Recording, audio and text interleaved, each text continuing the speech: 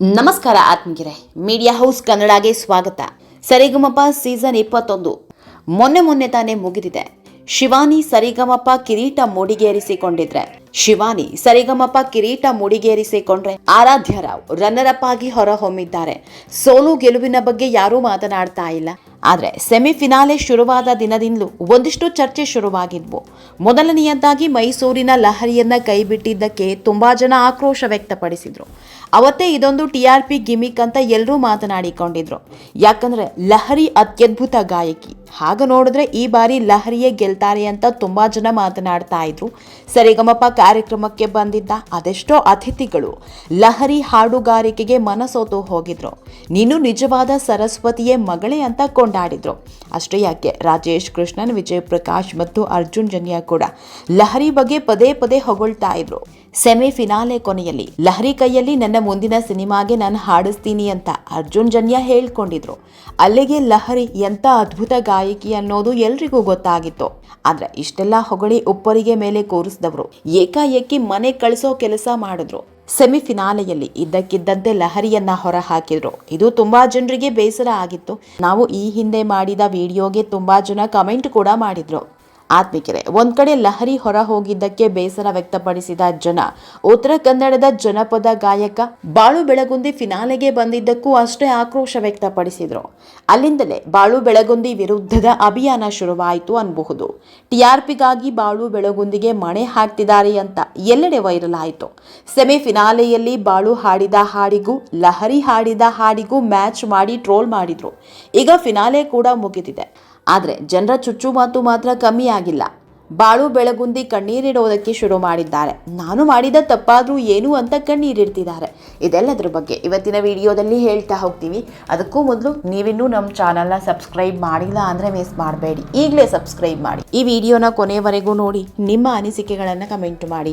ಆತ್ಮಗೆರೆ ಸರಿಗಮಪ season 21ರ ಸ್ಪರ್ಧಿಯಾಗಿದ್ದ ಹಾವೇರಿಯ ಬಾಳು ಬೆಳಗುಂದಿ ಈ ಸೀಸನ್ನ ಫಿನಾಲೆ ತಲುಪಿದ್ರು. ಸೋಷಿಯಲ್ ಮೀಡಿಯಾದಲ್ಲಿ ದೊಡ್ಡ ಮಟ್ಟದ ಹವಾ ಸೃಷ್ಟಿಸಿರುವ ಬಾಳು ಈ ಬಾರಿ ಸರಿಗಮ ಶೋಗೆ ಬಂದಿದ್ದು ಅವರ ಫ್ಯಾನ್ಸ್ಗೆ ಖುಷಿ ನೀಡಿತ್ತು.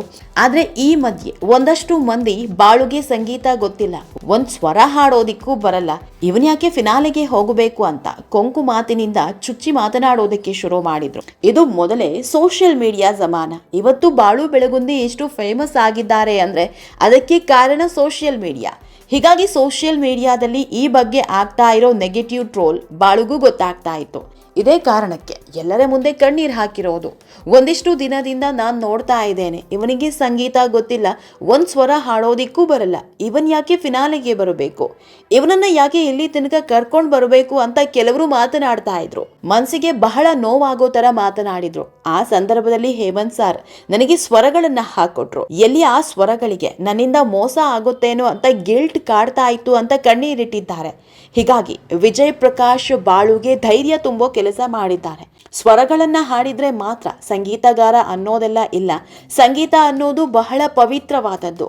ಸ್ವರ, ಶ್ರುತಿ, ಲಯ ಇವೆಲ್ಲವೂ ಸಂಗೀತಕ್ಕೆ ಪೂರಕವಾಗಿದೆ. ಇದನ್ನೆಲ್ಲ ಕಲಿತು ನಾವು ಇನ್ನಷ್ಟು ಬೆಳೆಯಬಹುದು.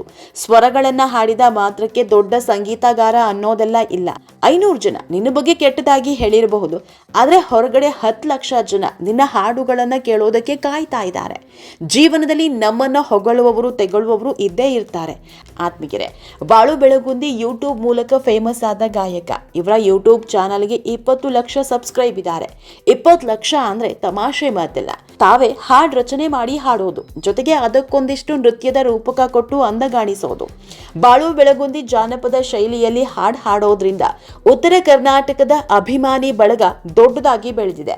ಬಾಳು ಬೆಳಗುಂದಿ ಕಾರ್ಯಕ್ರಮಕ್ಕೆ ಸೆಲೆಕ್ಟ್ ಆಗೋದಿಕ್ಕೂ ಮೊದಲೇ ಒಂದು ಮಾತು ಹೇಳಿದ್ರು, ನಾನು ಸಂಗೀತಗಾರನಲ್ಲ, ನನಗೆ ಸ್ವರಬದ್ಧವಾಗಿ ಹಾಡು ಹಾಡೋದಿಕ್ಕೆ ಬರಲ್ಲ, ಆದ್ರೆ ಇಲ್ಲಿಂದ ಒಂದಿಷ್ಟು ಕಲಿತು ಹೋಗ್ತೀನಿ ಅಂತ.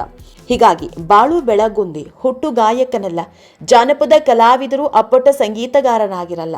ಇವರು ಸಂಗೀತ ಕಲಿಯದೇ ಇದ್ರೂ ಸಂಗೀತವೇ ಇವರಿಗೆ ಒಲಿದಿರುತ್ತೆ.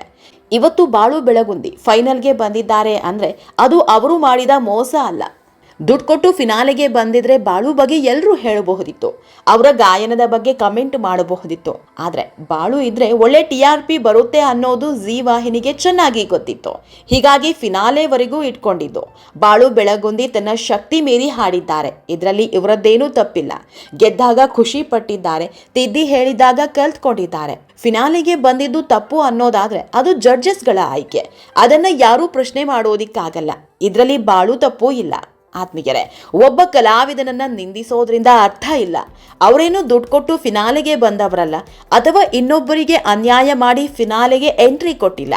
ಹೀಗಾಗಿ ಬಾಳು ಬಗ್ಗೆ ನೆಗೆಟಿವ್ ಟ್ರೋಲ್ ಮಾಡೋದ್ರಲ್ಲಿ ಅರ್ಥ ಇಲ್ಲ. ಈ ಬಗ್ಗೆ ನೀವೇನಂತೀರಾ ಅನ್ನೋದನ್ನ ಕಮೆಂಟ್ ಮೂಲಕ ತಿಳಿಸಿ. ಅಲ್ಲದೆ ನಮ್ಮ ಚಾನೆಲ್ನ ಸಬ್ಸ್ಕ್ರೈಬ್ ಮಾಡೋದನ್ನ ಮರಿಬೇಡಿ.